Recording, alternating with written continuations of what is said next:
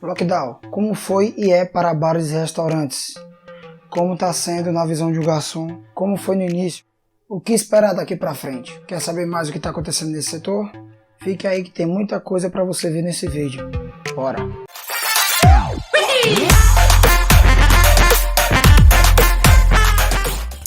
E aí galera, beleza? Lipsos na área para mais um vídeo. E antes de começar esse vídeo eu quero fazer umas ressalvas, tá? Não tô aqui para me vitimizar, nem nada nesse sentido, até porque eu sei que tem muitos setores que estão muito piores do que o meu, como o caso de turismo, etc. E uma coisa tá ligada à outra, né?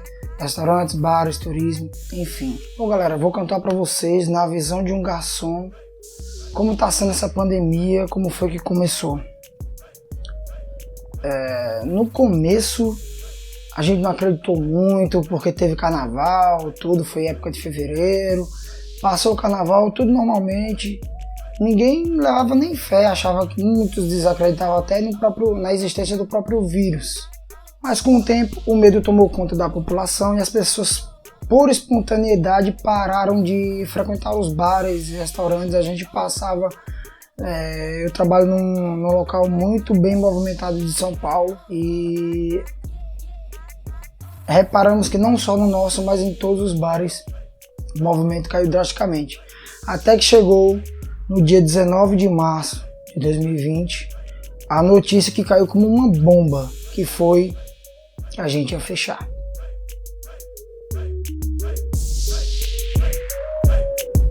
Fechamos.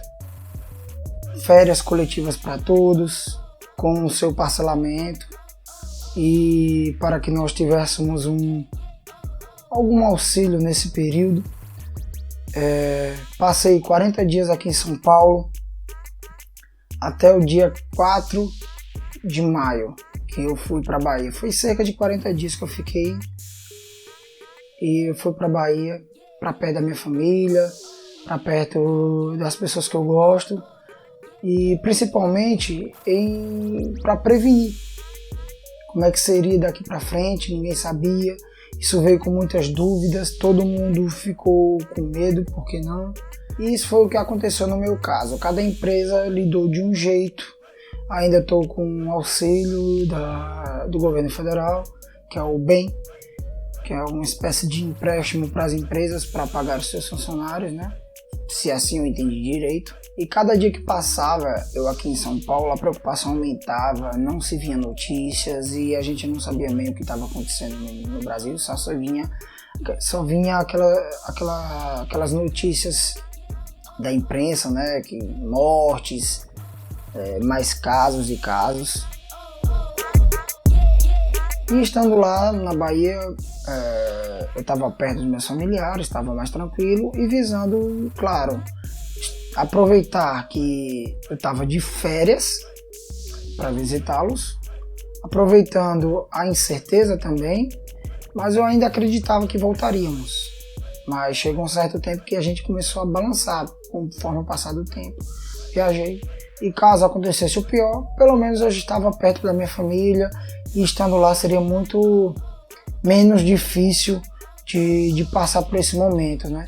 E conforme o tempo foi passando, a gente foi percebendo que ia se estendendo cada vez mais esse período de quarentena, e cada vez mais aquela coisa de, nossa, esse ano já era, como para muitos até hoje, São Paulo já era, porque eu sou baiano, meu setor é formado majoritariamente, eu trabalhei em 3 restaurantes aqui em São Paulo, na verdade 2 restaurantes e um bar que eu estou hoje, e a maioria de seus adeptos, de seus funcionários são de pessoas nordestinas, tá?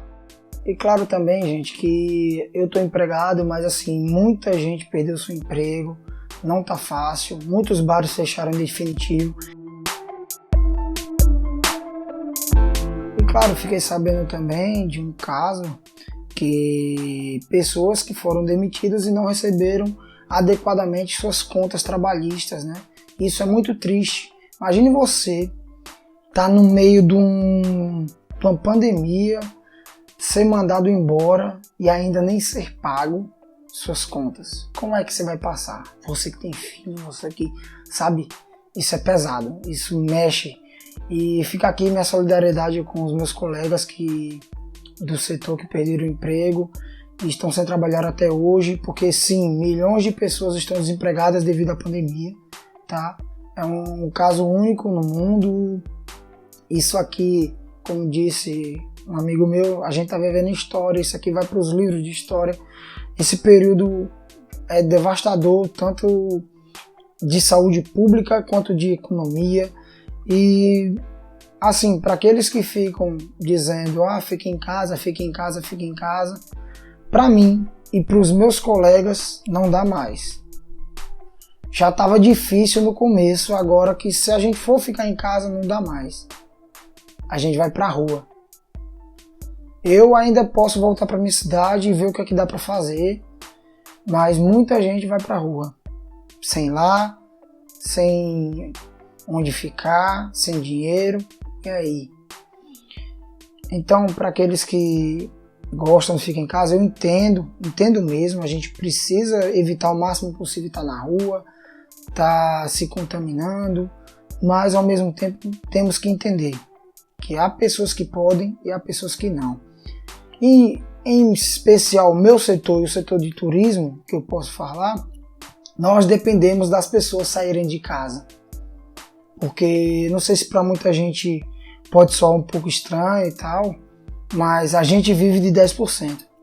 Nosso salário é base, tá? É um salário quase que mínimo, é um pouco a mais que o salário mínimo. E o restante é complemento dos 10%. Se não fosse os 10%, eu garanto para vocês que eu não estaria em São Paulo, tá? Então, sem clientes, não tem salário.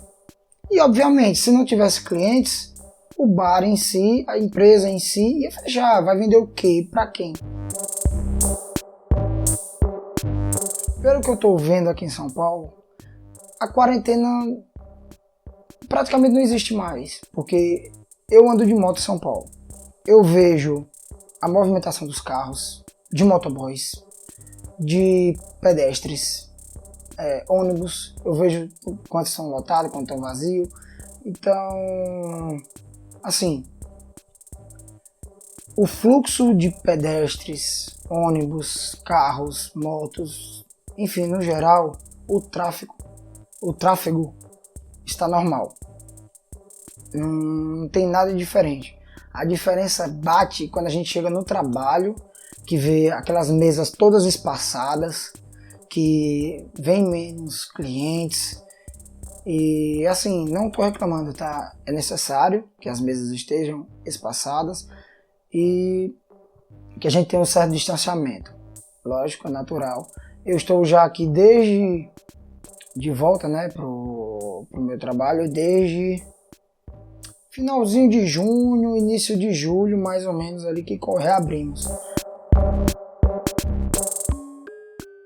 E a gente foi vendo a progressão da coisa. Quando voltamos, veio bastante gente, eu me surpreendi bastante.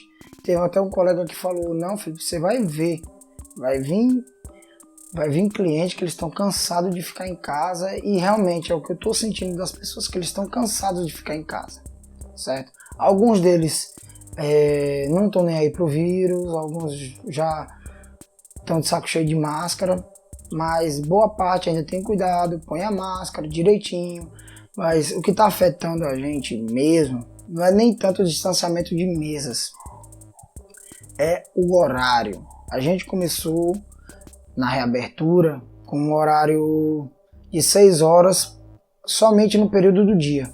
Você tinha que escolher 6 horas corridas, não poderia ser pausadas, tipo, vou abrir 3 horas de manhã, 2 horas à tarde e mais 2 horas e mais, sei lá, 1h30, 2 horas de manhã, 2 horas meio-dia e 2 horas no fim da tarde.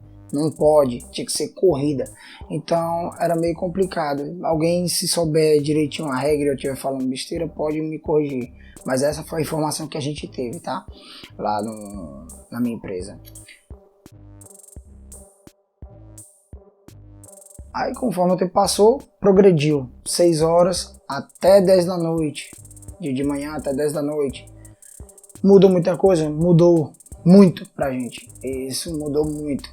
Que aí agora a gente começou a fechar à noite, a gente conseguiu reabrir durante a semana, porque para nós, na nossa área em específico, na localidade aqui em São Paulo, não estava bom, porque nosso movimento é à noite. A gente não tem empresas ao redor para pegar o almoço executivo, por exemplo, alguma coisa nesse sentido. E aí voltamos à semi-normalidade, vamos dizer assim, quando se permitiu trabalhar 8 horas, que aí permite que a gente pegue uma parte do dia e vá até as 10 da noite. Que aí a gente trabalha almoço e jantar. Um pouco tardio, né, o almoço, mas a gente pega. E agora a gente tá respirando um pouco melhor, mas ainda assim tá longe, muito longe do ideal. Porque é muito confuso isso, não saber mais por que só até 10 horas. O vírus mata mais depois das 10? Como é que funciona essa metodologia que a gente não entende? Nem a gente do setor, nem os próprios clientes. Agora que as pessoas estão indo para a praia, muitas praias já voltaram, queira ou não queira, tá fechado em tal lugar. Provavelmente tem praia fechada, mas tem muitas pessoas já indo para a praia, estando elas fechadas ou não. Então eu acho que é um desperdício de geração de riqueza para o estado, para o município e principalmente para os trabalhadores que estão lá trabalhando mais e ganhando um pouco menos. A gente trabalha mais, a gente tem que ter uma manobra maior nos horários para que tudo dê certo, todo mundo se sacrifica um pouquinho. Entendeu? E a gente entende por parte das empresas também, tá? Eu também entendo isso da empresa, mas é só para deixar claro como é que é pra gente, tá? E assim, eu creio que se voltar o horário pelo menos até meia-noite, eu acho que estaria ótimo. Assim, estaria quase 100%. O ideal, lógico, é a gente ter liberdade de horário. Essa coisa de distanciamento, não poder ter fila de espera, é compreensível.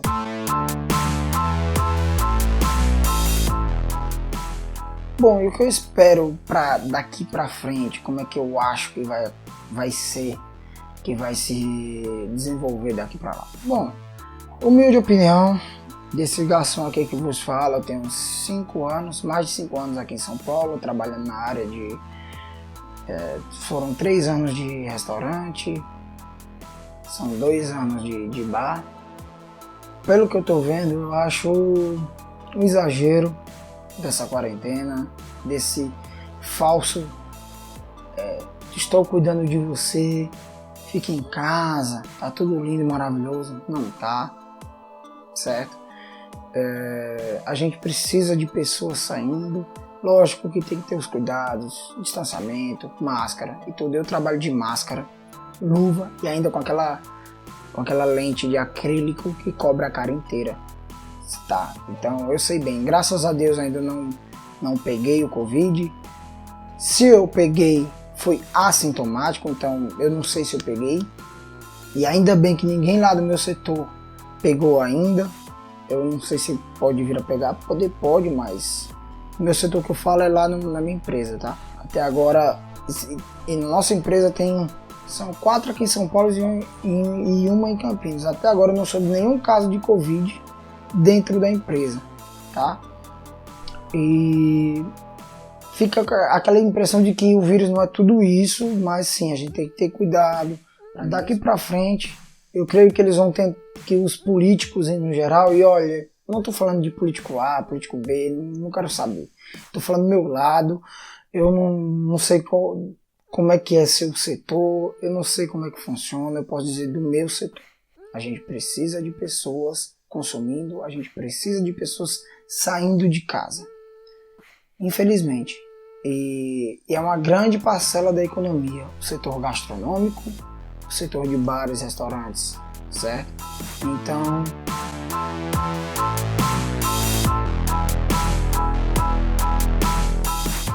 é muito inocente da parte de pessoas achar que fechando bares e restaurantes está tudo bem. Não tá.